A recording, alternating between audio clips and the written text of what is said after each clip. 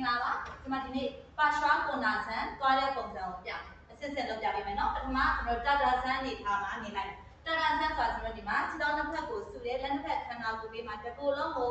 ဆွဲဆန့်ထားပြီးခက်မမတ်နေထားဒီနေထားနေမှာခြေထောက်နှစ်ခုကို၄ပေခွဲချက်လိုက်ကြဲကြဲလေးချက်လိုက်ရပါတော့ခြေထောက်နှစ်ခုကိုကြဲကြဲလေးချက်မယ်လက်နှစ်ဖက်ပခုံးနဲ့တန်းထဲမှာလက်ပွားမှောက်ရထားဒီနေထားရနေမှာဘယ်ဘက်ခြေထောက်60ဒီဘယ်ဘက်ကိုလဲလိုက်ညာဘက်ခြေပွားဘယ်ဘက်ဘက်ကိုနည်းနည်းဆောင်းမယ်အဲ့ဒီမှာဒူးကိုပေါင်ကျန်းတဲ့အတိုင်း60ဒီဂရီထလိုက်နှခါလေးကိုရှုမယ်လေကိုထုံရင်းနဲ့ဘယ်ဘက်လက်ဘယ်ဘက်ခြေထောက်ရဲ့ဘေးကိုသွားမယ်ညာဘက်လက်ခြေကိုသွားမယ်မျက်လုံးလက်ထိပ်ကိုကြည့်ဒီအဲ့ဒီထားမှာကျမတို့ရဲ့ခန္ဓာကိုပေါင်ရဲ့ဒီရင်ပတ်ရဲ့လက်ရဲ့ဒီတန်းထဲမှာပဲရှိနေရမယ်ခန္ဓာကိုယ်ကအောက်ကိုမှောက်နေအောင်လို့